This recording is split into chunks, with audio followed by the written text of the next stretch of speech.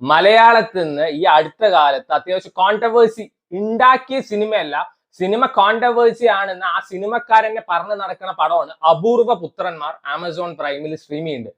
ഈ ഇടയ്ക്ക് OTT റിലീസിന്റെ പോസ്റ്ററിൽ വരെ കോൺട്രവേഴ്സി ഉണ്ടാക്കി എന്ന് അവരെന്നെ പറയുന്നുണ്ട്. കണ്ടപ്പോ എനിക്ക് അത്ര വലിയ കോൺട്രവേഴ്സി ആയിട്ടൊന്നും തോന്നിയില്ല. എന്താണ് കോൺട്രവേഴ്സി എന്ന് ഇത് കണ്ടു കഴിഞ്ഞാൽ നിങ്ങൾക്ക് മനസ്സിലാവും. നമ്മുടെ ലാലു അലക്സ്, ബിബിൻ ജോർജ്, വിഷ്ണു ഉണ്ണികൃഷ്ണൻ അവരൊക്കെ അഭിനയിച്ച പടമാണ്. തന്നെയാണ് ഈ സിനിമയുടെ അവസ്ഥ. ആമസോൺ പ്രൈമിലാണ് സ്ട്രീം ചെയ്യുന്നത്. സോ ഈ സിനിമയിൽ എങ്ങനെയാണെന്ന് വെച്ചാൽ ഓരോ 5 മിനിറ്റ് കൂടുമ്പോഴും ഒരു തല്ലിപ്പൊളി പരട്ട പാട്ട് അങ്ങ് ഇട്ട് കയറ്റിയിട്ടുണ്ട്. അതേപോലെ തന്നെ ഓരോ 5 മിനിറ്റ് കൂടുമ്പോഴും സീരിയലിന് പോലും വേണ്ടാത്ത കുറെ ഇമോഷണൽ സീൻസ് കുത്തിക്കയറ്റിയിട്ടുണ്ട്. ഒരു ലോഡ് ഇമോഷണൽ സീൻസ് കുത്തിക്കയറ്റിയാലൊന്നും നാട്ടുകാർ കണ്ണീരൊഴിപ്പിച്ച് വെള്ളപ്പൊക്കം ഉണ്ടാവുന്നില്ല. ആ ഒരു കണക്ഷൻ നമുക്ക് ഫീൽ ചെയ്യണം.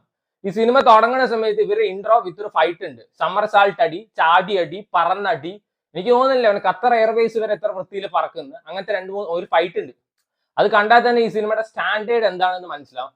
പിന്നീട് അങ്ങോട്ട് ഇടയ്ക്കിടയ്ക്ക് ഡ്രാമാറ്റിക് ഡയലോഗ്സ്. എന്താ ഡ്രാമാറ്റിക് ഡയലോഗ്സ്? അച്ഛാ ഞങ്ങൾ അത്ര മോശം മക്കളാണോ അച്ഛാ എന്ന് ലാലു അലക്സിന്റെ അടുത്ത് വിഷ്ണു ഉണ്ണികൃഷ്ണൻ ചോദിക്കുന്നുണ്ട്. 10-30 വയസ്സായിട്ട് കാള കളിച്ച് നടക്കുന്ന 2 അലവലാദികളുടെ കഥയാണ് ഇതിൽ പറയുന്നത്. തന്ത വന്നിട്ട് അണ്ടർവെയർ വരെ തിരുമ്പി കൊടുക്കണം, 3 നേരം മൃഷ്ടാനം ഭക്ഷണം ഉണ്ടാക്കി കൊടുക്കണം, വിറ്റങ്ങൾക്കുള്ള ചെലവിനും കൊടുക്കണം. പിന്നെ നിനക്കൊക്കെ വന്നിട്ട് best son of the year award തരണോ? അങ്ങേരായോണ്ട് ഒന്നും ചെയ്തില്ല, വേറെ വല്ല ചവിട്ടി പുറത്താക്കി.